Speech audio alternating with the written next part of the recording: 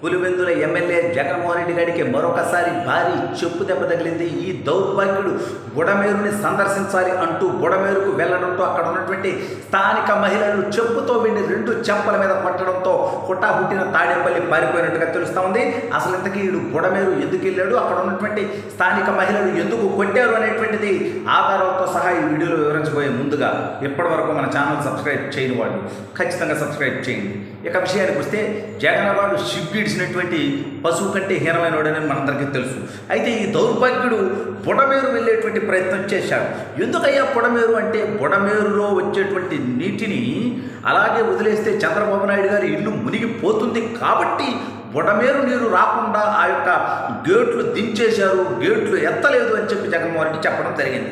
అయితే ఎట్టాబుట్ట చంద్రబాబు నాయుడు మీద విషం జమ్మొచ్చు, చంద్రబాబు నాయుడు మీద ఏదో ఒక విధంగా చెడు ప్రచారం చేయొచ్చు అనేటువంటి ఉద్దేశంతో ఈ 420 గాడు హుటాహుటీన దాదాపు ఒక 15 వెహికల్స్ తీసుకొని చుట్టుపక్కల డెకాయిట్ గాడు, లేళ్ళ అప్పిరెడ్డి గాడు, దేవినేని అవినేష్ గాడు, తలసిల రఘురాం గాడు, అదేవిధంగా మల్లాది విష్ణు గాడు, కొంతమంది లప్పుట్టు గాడు ఉంటారు, వాళ్ళందరినీ పెట్టుకొని వీడు హుటాహుటీన బుడమేరు పోదామనేటువంటి ఉద్దేశంతో కారు డ్రైవర్కి అరే బుడమేరు పోని అనగానే వాడు చంద్రబాబు నాయుడు గారి ఇంటి సమీపానికి పోయి కారు ఆపి, సార్ దిగండి సార్ అన్నాడంట.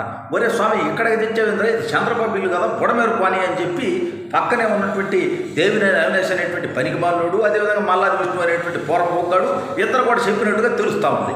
అయితే ఇదేంటి సార్, నిన్నే కదా మీరు ఎంట్రీ, చంద్రబాబు నాయుడు ఇల్లు మునిగిపోకుండా బుడమేరుని అలా బంధించేశారు అని చెప్పి, అందుకని బుడమేరు ఇంటి చంద్రబాబు నాయుడు ఇంటి దగ్గర ఉంటుంది అనుకొని నేను తీసుకొచ్చాను, నాదేమన్నా తప్పు ఉందా సార్? మన పులివెందుల ఎమ్మెల్యే గాడు, ప్రతిపక్ష నేత హోదా కూడలేనటువంటి మాజీ ముఖ్యమంత్రి అయినటువంటి జగన్మోహన్ రెడ్డి గారు, వాడి మాట నేను నమ్మానండి.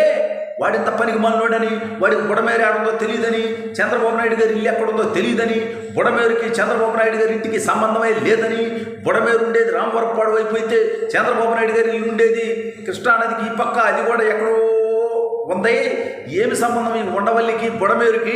ఇది నాకు అర్థం కాక మేబీ ఎక్కడేమో కొత్త బుడమేరు ఉందామని ఇక్కడ తీసుకొచ్చాను అని చెప్పి డ్రైవర్ చెప్పడంతో విస్తుపోయినటువంటి దౌర్భాగ్యులు అక్కడ దిగి అక్కడ ఏదన్నా మాట్లాడబోయేటువంటి ప్రయత్నం చేస్తే ఆ ఏరియాలో ఉన్నటువంటి రాజధాని మహిళలు ఎలా సిగ్గులేనుడా, ఇక్కడ రాజధాని ఏమి మునగలా, ఎక్కడ ఏ ముంపు లేదు కానీ మునిగిపోయిందని చెప్పి నీ హక్కుపతి సాక్షిలో నీ పేటీఎం కుక్కలతో ప్రచారం చేపిస్తున్నావు కదా రాష్ట్రం అంతా, దౌర్భాగ్యుడా.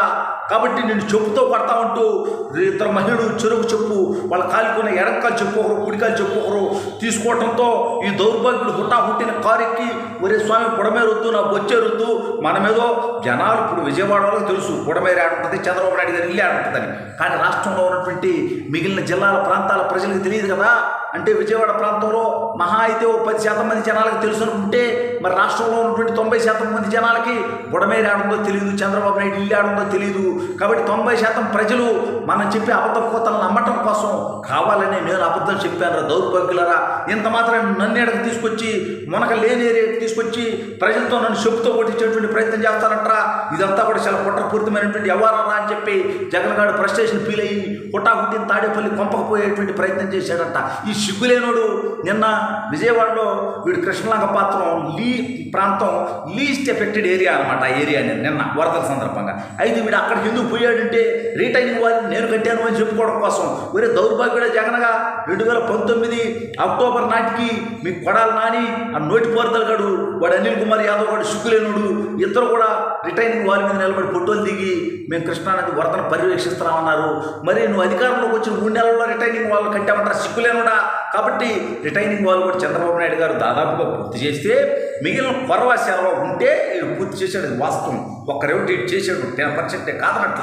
కానీ ఈ గొప్పతనం ఏంటంటే చంద్రబాబు నాయుడు గారు కట్టిన కూల్చినటువంటి దౌర్భాగ్యుడు ఈ రీటైనింగ్ వాళ్ళు మాత్రం కూర్చకపోవటం ఖచ్చితంగా ఇది క్రియేట్ చేయాల్సినటువంటి అవసరం ఆవశ్యకత ఉంది. అయితే సిగ్గులేనుడు ముందు విజయవాడలో ముప్పు ప్రాంతాలకు పోకుండా ఏడకొచ్చి ఈ రీటైనింగ్ వాళ్ళు నేను కట్టబెట్టి విజయవాడ బతికింది అని చెప్పి చెప్పుకొని సిగ్గులేనుడు అక్కడ ఉన్నటువంటి మహిళల్ని ఏమమ్మా మీకు అన్నీ అందుతున్నాయి, అన్యాయం జరుగుతుంది కదా అంటే, ఒరే బుద్ధిమాలినోడా నీరు ఎంత లోతున్నాయి, నీళ్ళు ఏమిట పోండి అంటే పోయే కాదు, డబ్బు ఖర్చు పెడితే పోయే పోయే కదరా సిగ్గులేనుడా, ఇది విపత్తురా, ఇది విపత్తు వచ్చినప్పుడు ఎవరేం చేయలేరురా వర్షాలకి వరదలకి.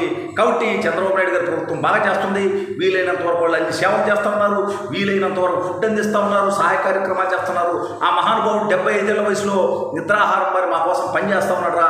జగన్గా నువ్వు వచ్చి అక్కడ వచ్చి రాజకీయం చేసే ప్రయత్నం చేయొద్దురా అని చెప్పి అక్కడ కూడా ఆల్మోస్ట్ కొంతమంది మహిళలు చెప్పుతో కొట్టినట్టుగా సమాధానం చెప్పడంతో ఈ సిగ్గులేనుడు సింగునగర్ పోయి ఆడ 5 నిమిషాలు తిరిగి మళ్ళీ వచ్చేసి వీడు ముఖ్యమంత్రిగా ఉన్నప్పుడు నా కొడుకుది ఎప్పుడన్నా ఒక ఫోటో అన్నా వాడు కనీసం నేల మీద ఉండగా మీరు తీసి చూపించగలరా.